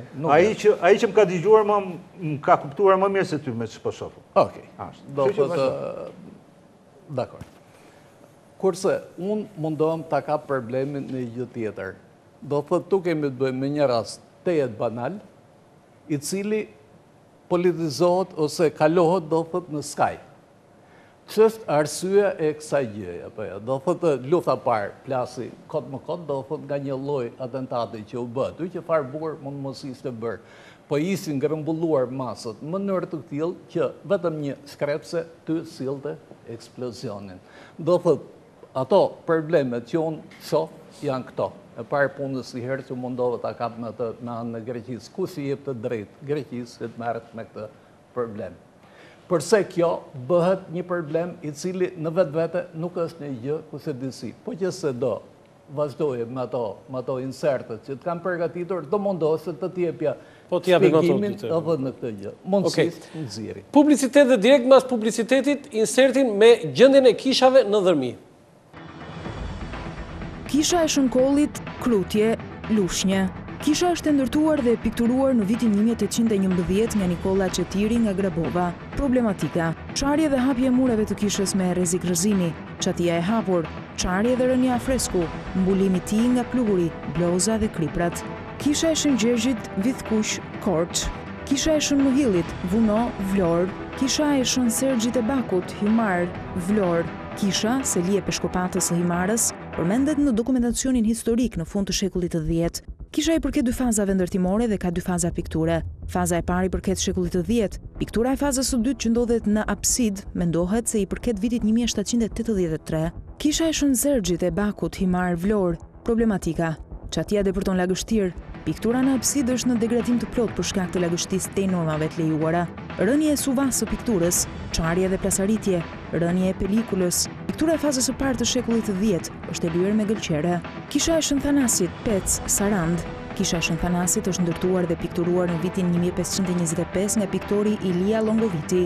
Problematika: lagështitë e normave të lejuara, rënja fresku, shkëputja e suvas së pikturës nga suporti i murit, rënja e intonakos, rënja e pelikole, bloz kripra, mikroorganizma. Kisha e Shën Thanasit, Pec, Sarand. Kisha e Shën Stefanit, Dhërmi, Vlorë. Kisha është ndërtuar dhe pikturuar në shekullin e 12. Ikonostasi mural është pikturuar në fund të shekullit të 19. Problematika: rënje suvaje dhe pelikolit pikturuar, bloz, kripra të ndryshme. Vitet e fundit është lyer me gëlqere, një pjesë e konsiderueshme e pikturës së shekullit të 12. Kisha e Shën Stefanit, Dhërmi, Vlorë. Kisha e Shën Sotirit, Dhërmi, Vlorë. Kisha është ndërtuar dhe pikturuar në fund të shekullit të 18. Problematika: kisha është në gjendje rënimit të plot. Çatia është rrëzuar thuajse tërësisht. Ka rënë muri perëndimor dhe pjesërisht muri jugor. Ka çarje në apsid. Piktura është lyer me gëlqere. Kisha e Shën Sotirit, Dhërmi, Vlorë. Kisha e Shën Noris, Dhërmi, Vlorë. Kisha ka dy faza ndërtimi. E para e shekullit të 12 dhe 13 e dekoruar me pikturë. E dyta e shekullit 18 e shtimit të një salle lutjeje të dekoruar me pikturë. Problematika: çarje muri, rënje suvaje të pikturuar, kripzim, lyerje me gëlqere, rënje pelikoli, bloz. Ka projekt restaurimi të miratuar në KKR. Kisha e Shën Noris, Dhërmi, Vlorë. Kisha e I Papandis, Dhërmi. Kisha është ndërtuar në shekullin 17-18. Ka 3 shtresa pikture të shekullit 17-18 dhe fundit të shekullit 19. Tavani është dekoruar me pikturë. Problematika: Dëmtimi qatis, si rezultati depërtimit të ujrave, tavani i dekoruar dhe piktura murale janë dëmtuar rënd, rënje freskku, shkëputje suvasë pikturuar, rënje pelikole, myshje dhe likene, lyerje me gëlqere, kripra dhe dëmtimet të tjera. Kisha i Papandis, Dhërmi.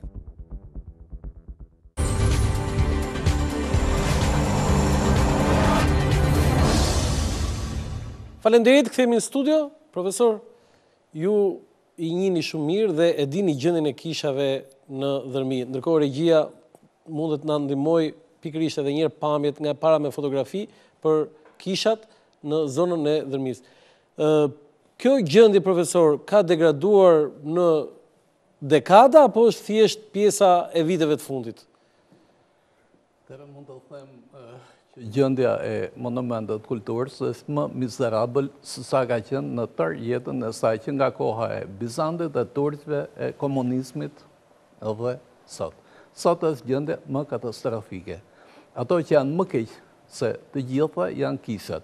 Arsye është kjo se në rast se një kala është rëbuse, muri mund të jetë 3 metër i gjerë, nuk është aq delikat. Një banesë banohet edhe po i shkau, do thotë një tegull të bi në një pikë, ai ngrihet më një herë edhe zë, kurse kishat kanë këtë gjë që duke qenë të abandonuara, të lëna mësdore, atëherë ndodhen dëmtime, edhe dëmtimet janë të pariparueshme, se nga që ka pikturë, do thotë ti ke pikturat kategorisë të këtill që është e Onufrit, që për mua është më i madhi piktor post-bizantin, jo vetëm Ballkan, po në gjithë botën, edhe mendoj që edhe mjaft të huaj për krahin këtë mendim që është i tillë, aty fillon të pikon piktura hikën edhe nuk rregullohet më, iku, më në fund. Atëherë ne këtu kemi të bëjmë me një gjë të tillë, do thotë që në unë pa ta ngulur tepër këmbë, edhe u bë një lloj ligji, në cilën është ligji i datës 22/2009, ligji 10.057, është një marrëveshje e Këshillit të Ministrëve të Republikës së Shqipërisë dhe Koasit. Neni 23. Thotë objektet e kultit me status monument kulture i kthehen pranë Kishës Ortodokse Autokefale Shqipërisë. Atëherë do thotë këto monumente që i pat ju në cilën gjendje janë të rënume dhe janë jo më lartë, unë zgjodha vetëm Dhërmiun në këtë pjesë, si doftej që Kisha nuk ka qarë kokën që i bie monumente që skatërohet e bëhet, edhe kur vjen puna për një monument, jo monument, do thotë themi një kishe, cila me të vërtet që thotë mënyrë skandaloze, thotë kryeministri për të që quhet kishë, aty me njëherë ngrihet e bëhet probleme në mënyrë artificiale, thryhet e bëhet. Përse nuk bëhet asnjëherë në këto monumentet të këtilla që është në këtë gjendje të këtillë? Përse nuk i jepet këtyne besimtarve që të kalojnë në një nga këto kishe, të rregullohet pak ai tavani që është atje dhe të shkojnë edhe të falen tek ajo, jo në mes të rrugës në atë kishën që është në atë gjendje. Po jo them këtë gjë që me të vërtet ka vlera ndërkombëtare tek ne. Dije këtë që 15-20 vet në vit vinë vetëm për të parë kishën në Mesopotamit, studios janë të kësaj. Kisha e Peskopis është për njëjta gjë, është bashkimi i stilit Selanikut me Konstantinopolit, është unikale, nuk kanë botë si ajo, dhe e Labovës, së Shapës. Atëherë, këto janë kishat të cilat ka rrezik që të bien më sot, me nesër. Kisha e Mesopotamit është një gjendje të tillë që një goditje tërmeti, do themi 5-6 ball e shëmb. Atëherë do thotë përse nuk vihet dorë, përse nuk ndërhyhet në këto. Më thoni, më korrigjoni, po që se unë flasë në gjë të gabuar në këtë mes. Mund të përgjigjen? Jo. Me që e bëtë si pyetje? Jo, nuk e bërë pyetje. Do thotë ishte retorike. Le. Sa thua? Shakavën. Jo, me letër do vidh në rast se është numri i ligjit, unë nuk mund ta bëj ligjin përmend. Atëherë kisha monumente kulture do thotë janë 168, këtë di nga vetja ime. Si ishte kjo, profesor? 168 kisha janë monumente kulture në Shqipëri. Në gjithë Shqipërinë. Po. Atëherë po që se kemi në Dhërmion janë 30 kisha që funksionojnë atje. Simbas Koasit. Monumente kulture në Dhërmi sa janë? një ke 15 më duket diçka 15-17 më. 4 a 5 nëse di.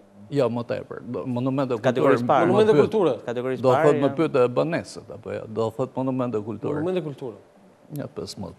Atëherë do thot sipas kohasit funksionojnë 450 kisa. Duket ju e keni thënë këtë.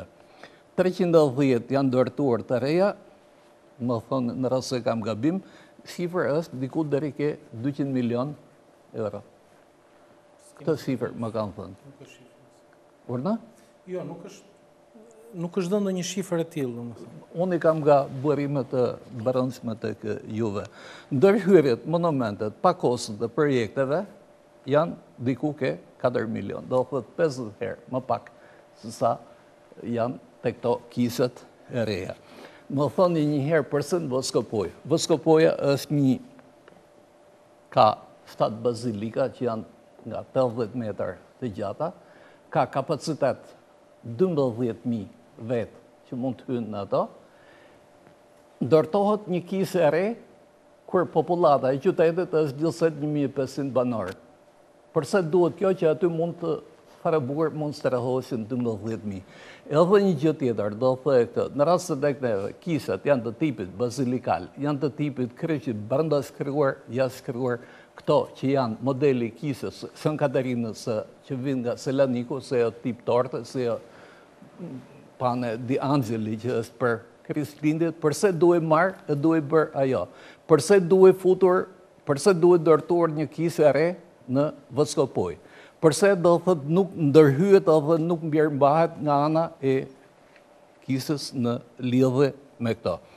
Përse do thët t'ja them këtë që kur u bë ajo dëmtimi i pikturës së Onufrit, atëherë, kisa ndete gati indiferente në këtë mes. Do thët nuk për pjesë asë në polemikat, asë në debatet, në asë faj që i jone?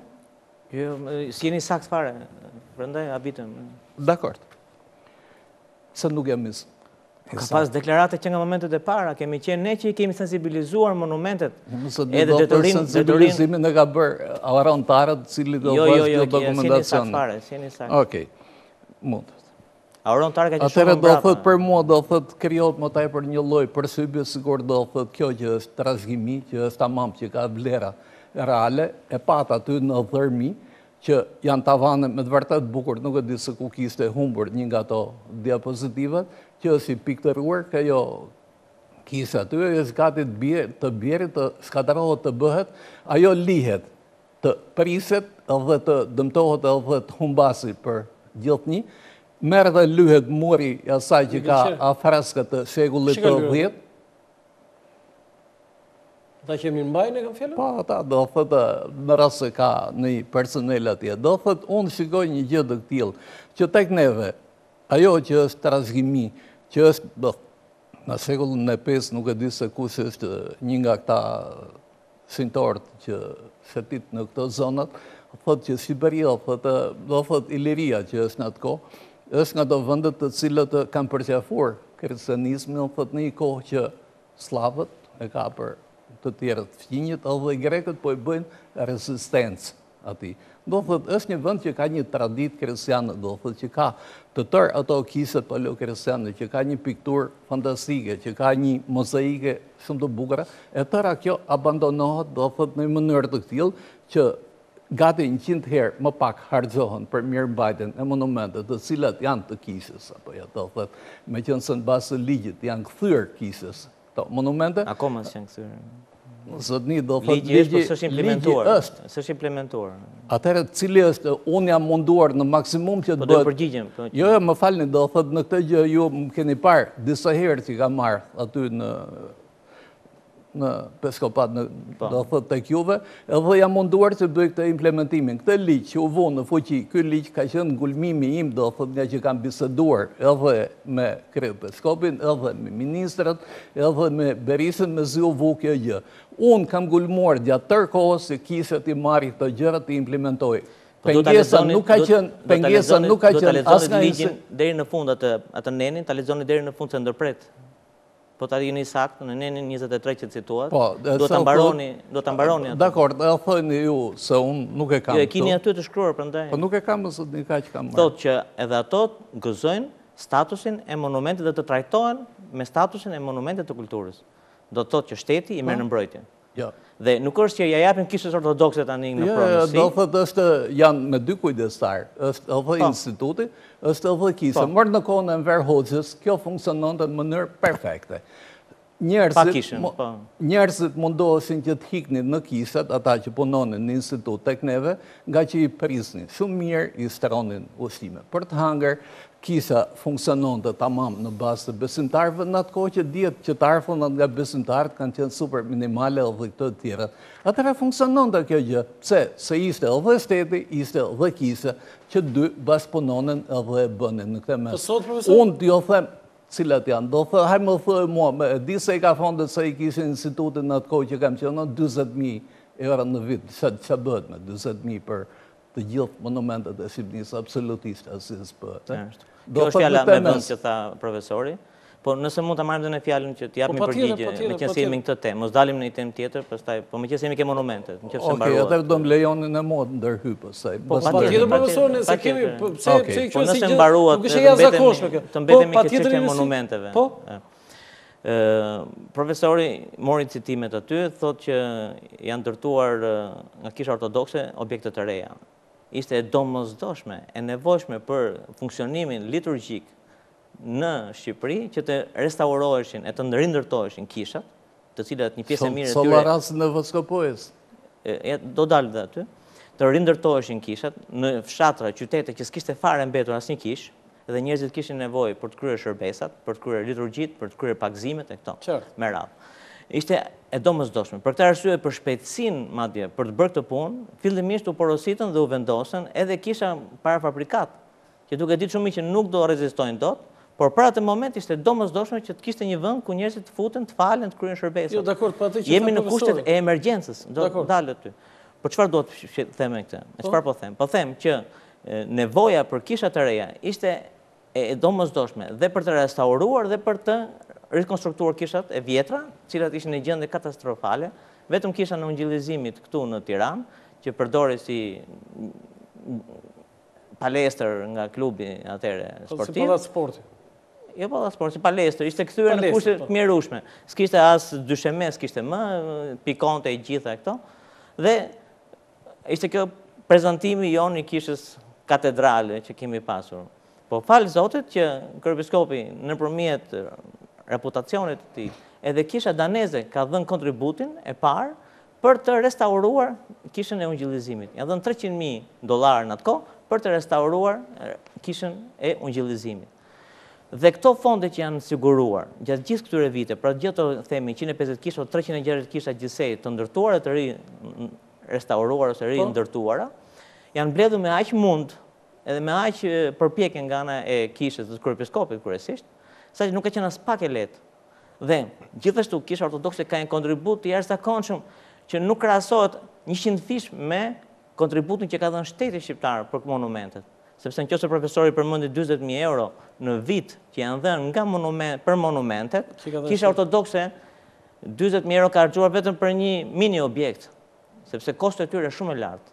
Dhe ne e dim për shumë, profesori di shumë mirë, për kishën e Labovës në Përmet, e Leusës, më falni në Përmet, e në harxuar rreth 300.000 euro. Më thënë, një kosto e jashtëzakonshme për ne për ta ngritur këtë. Më falni, do thotë unë them këtë gjë, që padyshim që është kjo që komunizmi... Kjo shumë e rëndësishme, juve gati e zhdukët, ai që ju dëgjoj juve, mendoj që edhe po do marr vetëm që thatë juve, nxjerr që Kisha Ortodokse s'ka bërë asgjë. Jo. Jo, thësë që ka shpenzuar, do thëtë bashkë me projektet, janë ke 5 milion euro. Edhe krahasoni me shtetin shqiptar.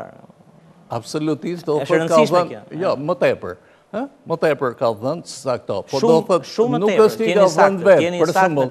Tjeni sakt, për nderin tuaj dhe të institucionit që keni përfaqësuar. Dakor, do thëtë, në rast se është një fondacion danes, ajo nuk është as shteti, nuk është as kisha. Në rast se është tika, më falen, në rast se është tika që i jep xhamive, do thot, unë kam qenë ajo që kam gjetë dhe kam sjell tikën. Nuk është as xhamia, as shteti në këtë mes. Unë më tepër ngul këmbë në këtë gjë.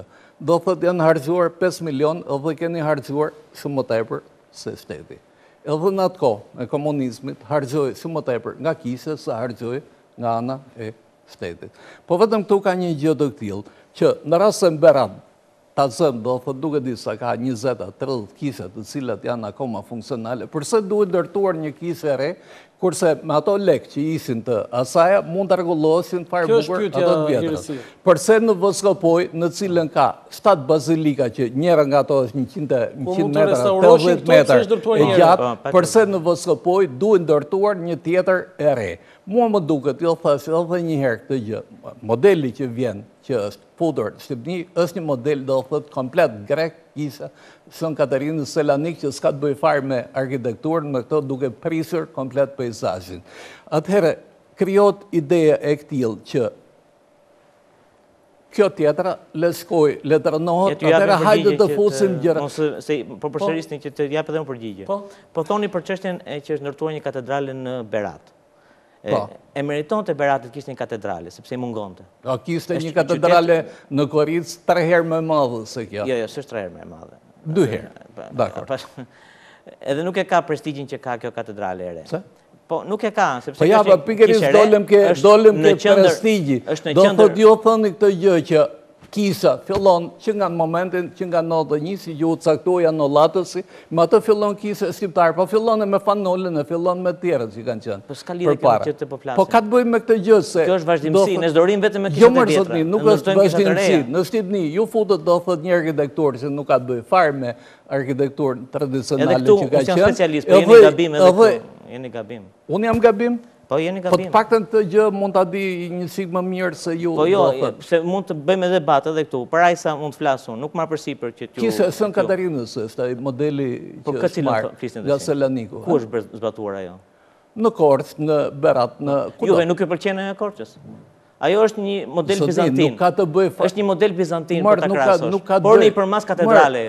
Bizantinët nuk janë në traditën tonë. Nuk është, shiko, do thotë. Po ose jo, më thënë që të shpjegohemi. Kisha tek ne në bizantinë, nuk është se ne jemi jashtë traditës. Po pra, dhe si janë shqiptare, në kuptimin që do të bëjmë një terminologji shqiptare. Janë të gjithë trevat e Arabisë Saudite që ka sjell Arabia Saudite tek neve, nuk kanë bëjnë fare me arkitekturën e xhamisë tradicionale që ka qenë tek ne, sallë me kupol, si është ajo xhamia e Mbeut e tjera që janë. Do thot ata sollën futën një arkitekturë komplet tjetër.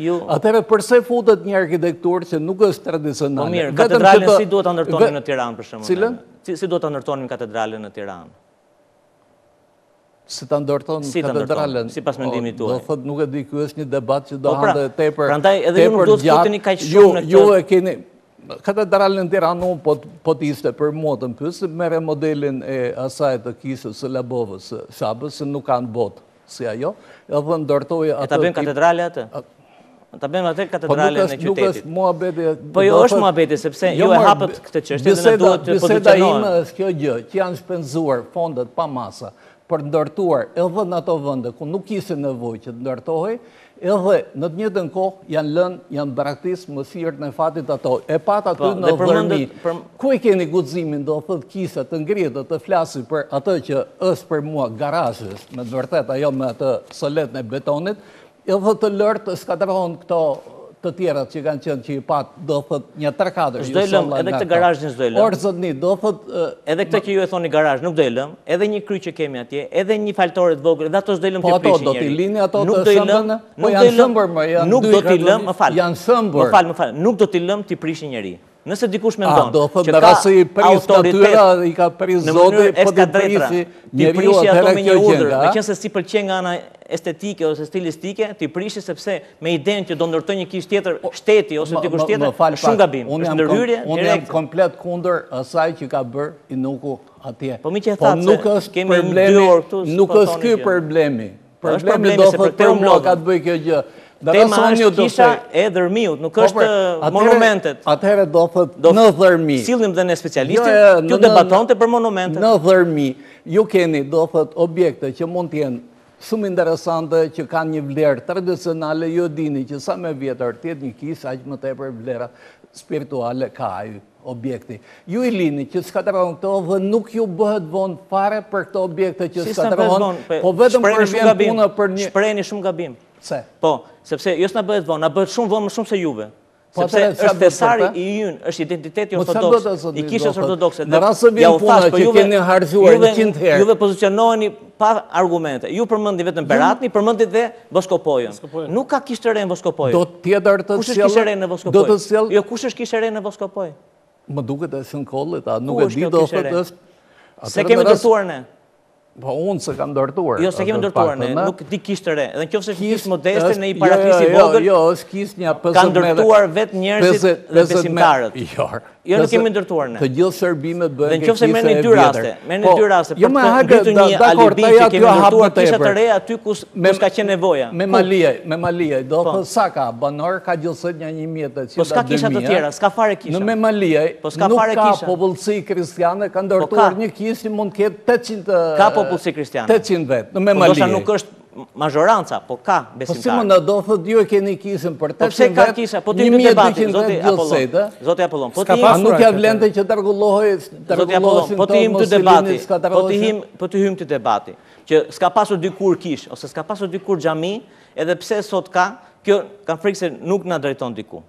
Por ju them këtë, ka besimtar ortodoks në Memalijaj, ka besimtar ortodoks në Tepelen, dhe kudo që ngritur kisha, ka besimtar. Edhe unë po jap argumentin t'ju sqaroj. Që në vend që të bëhe me Malijaj të mirë të rregullon me një fjalë, ideja që po e flasë është kjo.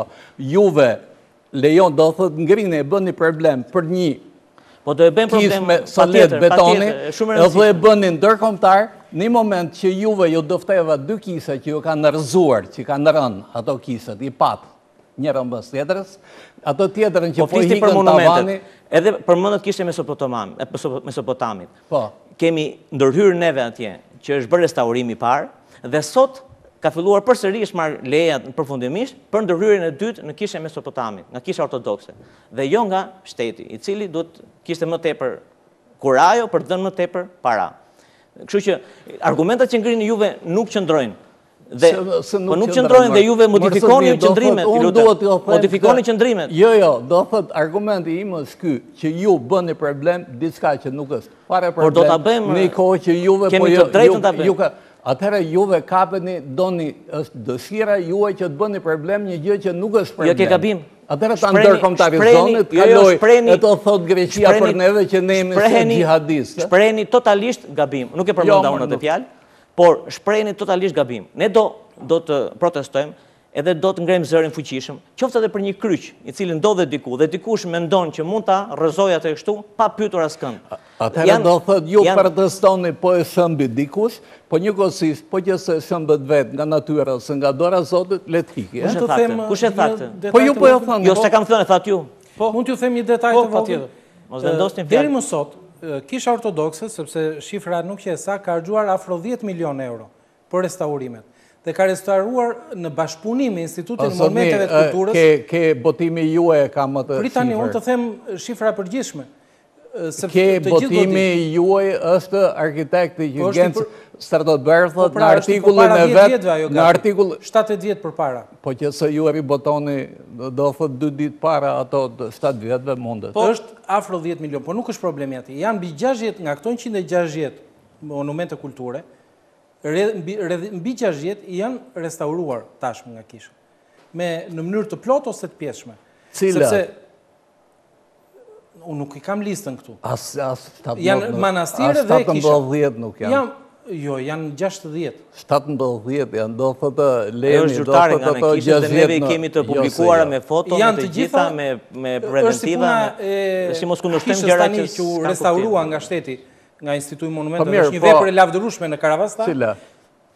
Por, ajo më përpara ishin harxuar 50 milion për ta konsoliduar dhe për ta ruajtur. Dhe kjo gjë bëri të mundur që erdhi në një gjendje të tillë që ishte mundshëm për një restaurim aq i bukur sa po bëhet. Domethënë, edhe në rastet ku nuk është arritur dot që të bëhet restaurimi i plot, por mos harrojmë se po ai restaurator që po bën atë kishën në Lushnjë, ka bërë kishën e Peshkëpisë, ka bërë dhe kishën e Leusës, ka restauruar jo vetëm kishën, por janë restauruar dhe pikturat. Okej, publicitet jo të Peshkopis, më falë, të vlau Gorancis. Më lejo, vetëm të t'jap për mbledhën e kësaj, Dhërmiu është një vend në cilin ato që kanë vlera shkatërohen e bëhen edhe kisha, koasi, ri, komplet indiferent, kurse për të që për mua është që nuk ka pik në vlerës, deklarata të kota që nuk i pranojmë. Faleminderit, kemi ardhur në pjesën e fundit të emisionit. Në fakt ka një interes me të vërtet shumë të madh, tregon jo thjesht për sensibilitetin e besimtarëve, por edhe më gjerë, sepse pyetje bëjnë disa pyetje, sidomos për ju, madje edhe për ju profesor për pjesën e monumenteve, por nuk e dia do kem mundësinë kohore për të bërë gjitha. Kisha një pyetje që po e drejtoj juve nga një teleshikues i cili thot: pse në katedralen e re të Tiranës mbi mozaik janë vendosur shkronjat të alfabetit të një shteti fqinj jugor dhe jo shkronjat të shqipjes? Sepse kjo është edhe një gjuhë që përdoret edhe në ikonat e të njëjtës kish, edhe pse katedralja është ngjyrosur me ngjyrat e flamurit të këtij shteti. Fqinj jugor e kuptojmë, Greqisë. E para një shpërtar keq kjo një demonizimi i një shteti fqinj Greqisë, e cili ka dhënë një kontribut shumë madh gjatë viteve të tranzicionit, është një mosmirnjojtje. Tu nuk do të bëj angjë i grekët edhe të demonizoj shqiptarët, duhet të mirë kuptojnë. E dyta është një pyetje që do të jepet një përgjigje, por personi që e ka bërë këtë pyetje duhet të kuptojë se kjo është gjuha ndërkombëtare e kishës. Edhe kisha ka gjuhën e vet dhe janë alfa dhe omega, fillimi dhe mbarimi. Do dim se Ungjillit janë shkruar në greqisht dhe greqishtja ishte gjuha e kulturës në atë kohë ku prap Ungjilli, këtu nuk ka të bëjë lidhje me Athinën ose me territorin ku është Greqia sot, territor shumë të gjerë. Edhe këto do thonë fillimi dhe mbarimi, pra Krishti është i pari dhe i fundit, fillimi dhe mbarimi. Dhe në çdo kish ortodokse, në çdo vend të botës janë këto shkronja. Ngjyra e verdhë është ngjyra e flamurit të kishës, nuk ka lidhje me Greqinë ose diçka tjetër. Edhe kisha ka një flamur, ka një simbol, edhe flamuri ynë, do ta dinë ata që na dëgjojnë, na shikojnë, ka lidhje me Bizantin, ka lidhje me krishtërimin. Sepse është zgaba me dy krerë, do thotë është flamuri që mbante Bizanti, është një perandori e madhe me dy qytete, Roma dhe Konstantinopoli. Ishte flamuri që e mori Gjergj Kastriot Skënderbeu mbasi i ra Bizanti, dhe ishte edhe stema familjes ti. Po jo, duhet të them me që janë shumë të ndjeshëm për këto. Dhe këto kanë lidhje me Bizantin, kanë lidhje me krishtërimin. Prit, ajo çfarë duhet të them dhe duhet ta kanalizojmë neve këtu është se u mblodhëm sot për prishjen e kishës së Dhërmiut. Edhe ne urojmë që kjo të ketë një zgjidhje. Ketë një zgjidhje dhe qeveria të... Cilat jetë zgjidhja? Zgjidhja tjetë ajo që ajo duhet i kthehet kishës ortodokse dhe duhet marrë... Si t'i kthehet? Se ajo prish? Patjetër, po, sepse është marrë rrëmbyer objekti. Është objekti im, thot shteti, do të bëjmë çfarë duhet, do ta tjetërsoj. Do të thënë ju e quani zgjidhje që aty të mos ndërtohet ajo që do ka projekt qeveria? Projekti duhet të jetë në konsensus me kishën ortodokse, sepse është prona jonë. Është kishë ortodokse. Ju jeni të prirur ta jepni konsensusin? Po varet çfarë bisedimesh do bëhen, sepse ajo nuk mund bëhet muze. Nuk mund tjetërsohet objekti. Po, sepse kështu është. Nuk mund bëhet një muze mësonjtore. Ajo nuk është mësonjtore, domethënë për të mësuar shqipen aty. Ajo ishte një kishë që dikush e tjera erdhi mësoi, bëri katekizëm, është histori tjetër kjo. Ajo është një kishë. Ose nuk mund ta bëjmë në një kishë të një tjetër besimi. Prandaj duhet këtu ka me kishën katolike keni pasur kontakte? Nuk e di, është kjo histori që ju thatë? Patjetër që kisha katolike është e ndjeshme, sepse shikojnë që këtu po ngatrojnë shumë gjërat, sepse shteti duhet të jetë i kujdesshëm. Jo, a keni pasur kontakte? I kujdesshëm. Si kish ju? Po flasim patjetër që ka kisha kontaktet e veta, por shteti duhet të jetë i kujdesshëm, sepse këtu ndoshta po turbullojnë shumë ujëra dhe në vend që të vendosim një paqe, që neve na intereson, sepse në Shqipëri kemi shumë komunitete fetare, dhe krishterët janë ortodoks, katolik, kemi komunitete tjera fetare dhe jemi shembull për paqen, madje edhe Papa e quajti vllazëri fetare, dhe nëse neve tani ose shteti, më mirë themi, do ta tjetërsojë objektin kishtar. Po. Dhe atëherë këtu do të kemi pa kujdes sepse prishet kjo harmoni fetare, sepse prishet. Po prishet sepse dim që ajo ka një histori, ajo kish. Ajo është një kish, ka bërë dhe një rezistencë ndaj një mënyre prozelitizmi që është bërë aty. do me thënë Nëse shteti e bën këtë projekt, qeveria e bën këtë projekt që ka Po shteti ka thënë që nuk do ta bëj këtë projekt. Edhe kur ka ardhur përfaqësuesi i shtetit, nuk ka folur me banorët, nuk kanë dalë banorët. Banorët kanë bërë protestë, nuk kanë dalë. Ja, është mediatike gjithçka. Nuk kanë dalë, nuk e kanë pranuar dhe projektin që tha shteti është ne do bëjmë atë çfarë duam ne. Ju ndërtoni një kishë tjetër në një vend tjetër. Kjo është tërësisht e padrejtë.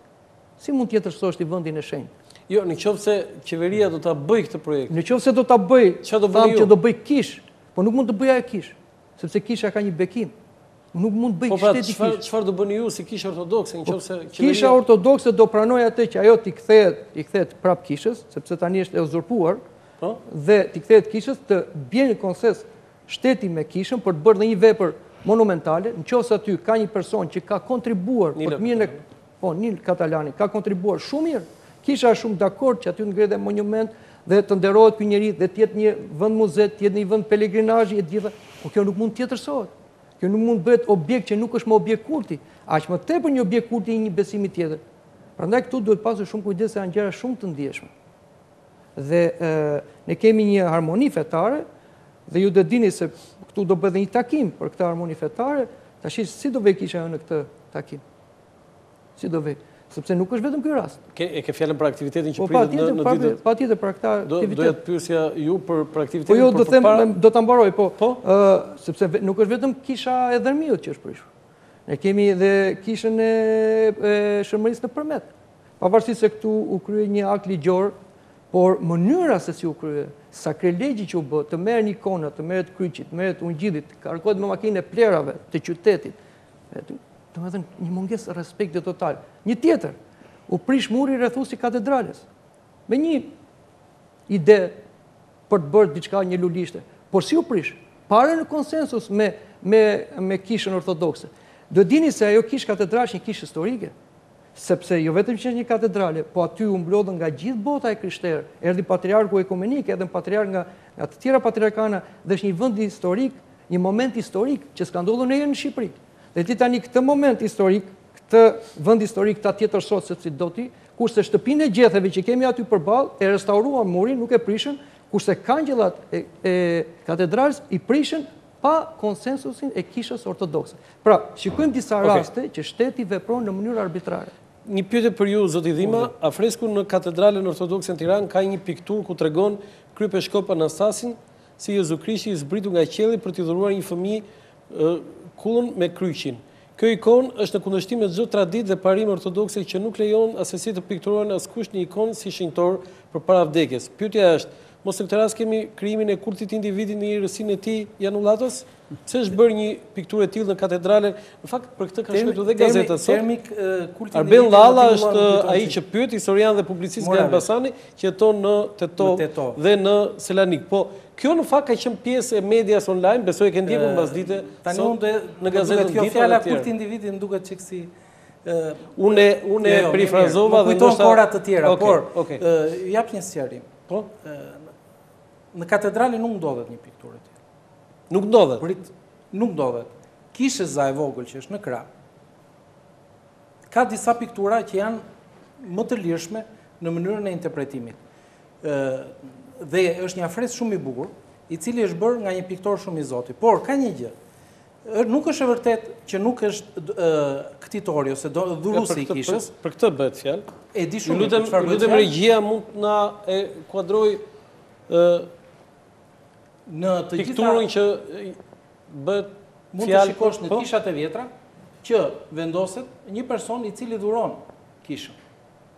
Ka shumë kisha që kanë dhurusin e kishës, në një mënyrë ose në një tjetër të vendosur. Ky është një interpretim i ri i ikonografit, por është brenda traditës ortodokse. Nuk ka asnjë gjë dhe nuk është në katedrale, por është e kishëza e vogël në krah të saj. Dhe nuk është në katedrale. Është në traditën e krishterë që është në traditën edhe dhuruesit, edhe perandori madje kur ka qenë, edhe kryepiskopi, madje ke edhe për shembull kishën që janë me shumë vlerë në Ravenna në Itali. Ke atje një nga fresket më të bukur që ekzistojnë në botë, dhe aty ke në afresk, ke edhe perandorin dhe perandoreshën, ke edhe kryepiskopin, për e quajmë kështu, në afresk, dhe, domethënë, këtitorët, ndërtuesit e saj dhe kryepiskopi që është shumë. Madje, kjo pikturë që po flitet tani këtu është shumë modeste dhe nuk është vetëm kryepiskopi në kuptimin e imazhin e një kleriku atje, po janë shumë njerëz që nuk janë persona konkret, por pikërisht sepse ideja e piktorit është që janë popull të ndryshëm, gjuhë të ndryshme, të cilët në një farë mënyrë marrin pjesë në adhurimin e Zotit. Në kontekstin e aktivitetit që keni mbas disa ditësh, tani aty është për harmoninë fetare një cilësi tashmë që njihet botërisht për shqiptar dhe për besimin fetar në Shqipëri. Po, a do zihet në gojë aty ky problemi i dërmiut, i kishës së dërmiut? Faktikisht ngjarja është shumë e madhe. Kisha Ortodokse është ndër organizatorët e këtij eventi, së bashku me komunitetin e Sant Egjidius dhe me konferencën e pesëdhënore në Shqipëri. Ngjarje veçantë sepse vinë kaq shumë përfaqësues fetar nga gjithë fetë, nga vende të ndryshme të botës, numër i madh i tyre 450 veta, plus që pjesëmarrja do të jetë shumë e madhe, rreth 5000 veta. Nga qeveria keni ftuar të merrin pjesë përfaqësues të qeverisë? Pjesë e aktivitetit është edhe pjesëmarrje. E keni ftuar kryeministrin? Patjetër. Këto janë planifikuar shumë herë më përpara se të ndodhin kjo. Jo, të shikojmë ne të media sa do vi kryeministri aty. Nuk e di çfarë do bëj kryeministri, po thash janë organizuar të gjitha gjërat shumë më përpara dhe ngjarja e dërmiut, pavarësisht se fatkeqësisht e zbe imazhin e harmonisë fetare po deshet, e cila nuk dëmtohet nga besimtarët ose nga populli, po në këtë rast nga organet shtetërore. Dhe nuk është hera e parë, ato rastet që përmendesh pikërisht një lloj arrogancë e shtetit ndaj një institucioni fetar, e cila edhe në raportet, si thash, edhe Departamentit të Shtetit Amerikan, janë pasqyruar vit pas viti. Dhe kam frikë se edhe kjo ngjarje do të pasqyrohet në raportin e ardhshëm. Por, pavarësisht kësaj, ne nuk mbetemi me idenë që na ndodhi kjo dhe tani neve duhet ta kthejmë gjëm. Por, nga krau tjetër, si thot edhe tema e kësaj konference, paqja është gjithmonë e mundshme. Kështu që ne besojmë te kjo. Fjala juaj në vesh Perëndis. Amin. Plator, një fjalë të shkurtër sepse kemi edhe 2 minuta kohë. Jo. Si konkluzion. Pikërisht, domethënë, aq më tepër domethënë që është edhe ky aktivitet që është goxha i rëndësishëm,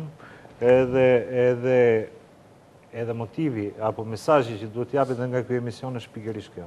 Domethënë që mbretëroj pikërisht paqja midis komuniteteve, ta ruajmë si të shenjtat, dhe të mos fusim edhe spica për ngjallur tensione të cilat normalisht nuk i bëjnë mirë. As t'i vendi, as komuniteteve dhe as kësaj harmonie që ekziston. 30 sekonda të lutem, zoti Muça. Për t'ju rikthyer asaj ku e nisëm, kam përshtypje se reagimi për prishjen e objektit nuk ishte pse u prish objekti, po pse s'na pyeti ne për ta prishur objektin. Dhe natyrisht një objekt i ndërtuar pa leje, qeveria ka të gjithë të drejtën e ligjit për ta prishur dhe për ta legalizuar. Mendoj se ajo zhurma që u bë ka rënë dhe gjithë palët kanë kuptuar diçka ose janë tërhequr në deklarimet e tyre aq sa duhet dhe se në të ardhmen do të zgjidhet edhe me mirë kuptim. Okej, profesor, për ta mbyllur, vetëm të lutem shkurt se nga regjia kemi kaluar limitin. Fare, shkurt do sille një citat nga Bibla e Mateut, 5:24. 45 duani armiqt tuaj dhe lutuni për ata që ju përdjekin që të mund të jeni bijtë atit tuaj në qije. Faleminderit, kemi ardhur në fund të emisionit, shpresoj që të kemi përcjell mesazhe paqe të atij aktiviteti që organizohet nga Kisha Autoqefale Ortodokse këtë ditë në Tiranë, mesazhe që të paktën në historinë e besimit fetar në Shqipëri ka ekzistuar harmonia fetare. Unë falenderoj të gjithë pjesëmarrësit, falenderit Irsi, falenderit zoti Dhima, falenderit profesor, falenderit koleg, falenderit. Të nderuar teleshikues, ky është emisioni im për sot, nesër në orën 13:00 ritransmetim. Nga unë Lançafoku, natë mirë.